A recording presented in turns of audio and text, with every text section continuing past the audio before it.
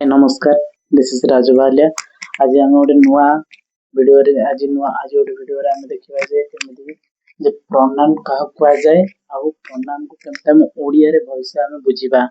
जोटा कि प्रोनाउन जोटा कि हम सब जगह भी यूज हे पारियो जदि कहार नाम को हम बारंबार कहबा अपेक्षा हम ता प्रोनाउंसिएशन ने बनान कर परिबा। इटा एक प्रकार गोटे ओडिया रे जोटा कि बहुत सहज आपण माने सिखि परिबे। देखिए आगे हम प्रोनाउन का कह आपण मन तो मोर नाउन वीडियो दुईटा को देखि सारथिबे। नाउन का कहया नाउन केते प्रकार आपण माने देखि पारते। एटा भी सेकंड जोटा कि हमर प्रोनाउन। तो प्रोनाउन एबे का कहबा आ केते प्रकार हेबा हमें जानिबा। तो प्रोनाउन होच basically pronoun is a word. A pronoun is a word that is used a pronoun is a word that is used a noun that is used a noun place रे ଗୋଟେ noun जगह रे हमें pronoun को जो लगेबा ताको हम कोन कहबा pronoun बोली कहिबा।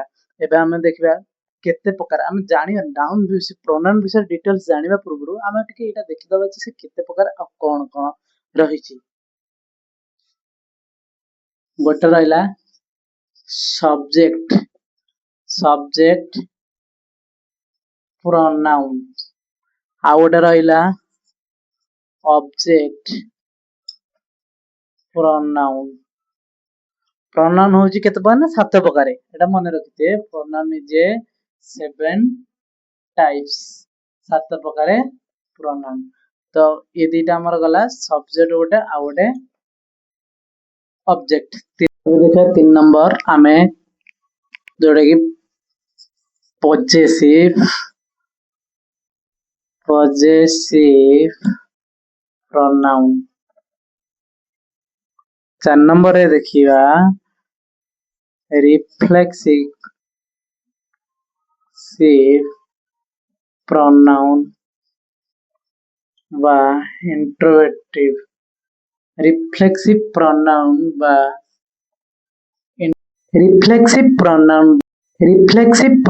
बा intensive pronoun।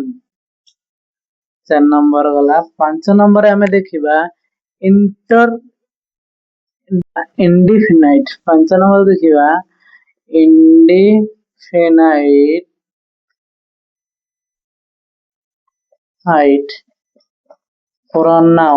indefinite pronoun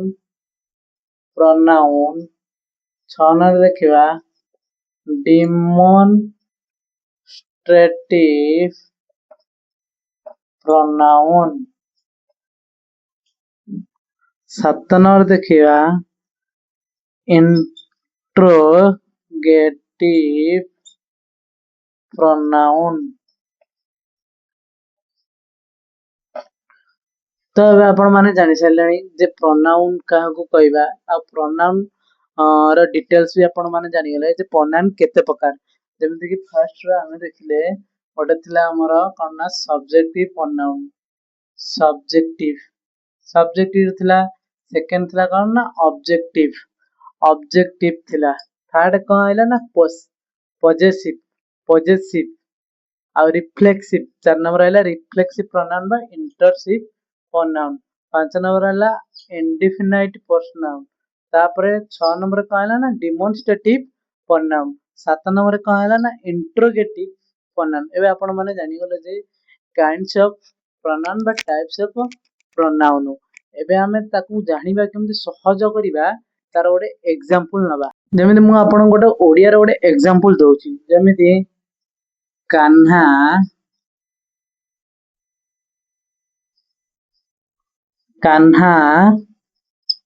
भल पिला कान्हा भल पाठ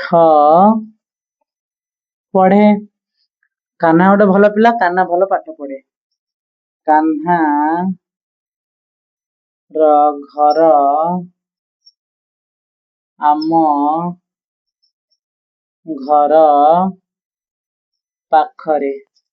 मु कौन आपन कहली ना गोटे प्रोनाउन को गोटे नाउन को जदि बारंबार आम कहवा अपेक्षा ता पाखे गोटे प्रोनाउन बसे बुझिपारे आपण। तो देखो सेठी आम केमिति करवा ना कान्हा हूँ गोटे नाउन जदि मु थाए ना मु भी थिले भी सेटा गोटे नाउन रही थाए कारण मु मो नाटा कहूँ ना तो सेमती कान्हा गोटे नाउन।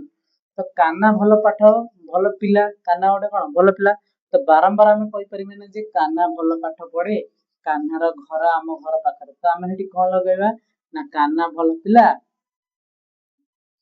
से भल पाठ पढ़े तार घर आम घर पाखरे या मैंने आपण मैंने बुझिपारे तो कान्हा को मुझे थर कह अपेक्षा ता बदले से लगेली ता बदले तार बसैली तो आपण मैंने जानीपार जे से है गोटे सब्जेक्टिव प्रोनाउन बुझेला तो तार घर गोटे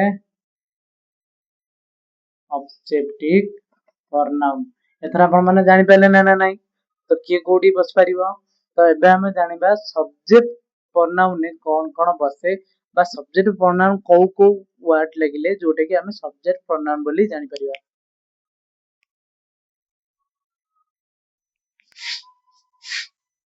हमें देखिए जे सब्जेक्टिव प्रोनाउन का कहा जाए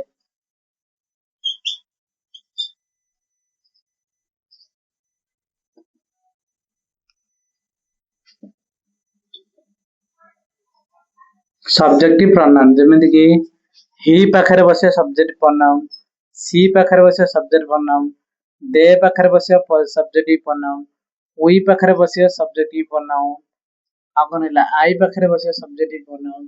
तो एमान पाखरे जोठी जो सेंटेंस रे सब्जेक्टिव फास्ट रही थाए तांका पाखरे कौन बसता है सब्जेक्टिव प्रोनाउन बसता है जेमिति कि मु कहबी से जने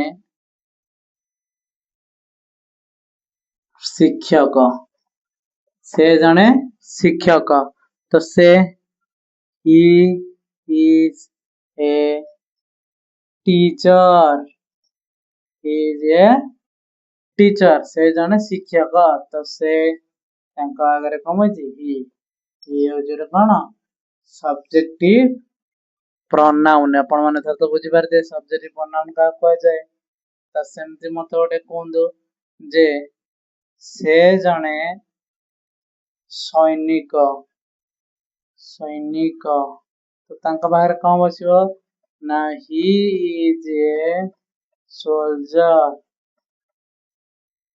बुझेला तो सोल्जर पाखरे कौन सी अच्छी तो सी गोटे कौन सब्जेक्टिव प्रोनाउन बुझी पाइल तो सब्जेक्टिव प्रोनाउन का कहवा। अबे हम जानिबा जे ऑब्जेक्टिव प्रोनाउन का कहवा जेमिति कि हिम हर मी देम अस तो एई मान पाखरे ऑब्जेक्टिव प्रोनाउन लागि थाए जोडी जोडी देखिबो लास्ट को हिम हर अछि तो सेमान को कोन करिवो ऑब्जेक्टिव प्रोनाउन बोली कहबा। तो मु आपण माननको काइंड्स ऑफ प्रोनाउन पढेली तार दीटा बेसिक जिनस भी बुझेली जे सब्जेक्टिव का कहबा ऑब्जेक्टिव प्रोनाउन का कहबा दीटा मु आपण पढेली बाकी जो रहला पांचटा मु आपण पय नेक्स्ट क्लास को नै के आसीबी तो आपण माने से पर्यंत एई जो वीडियो टी को प्रैक्टिस रे परिणत करंतु।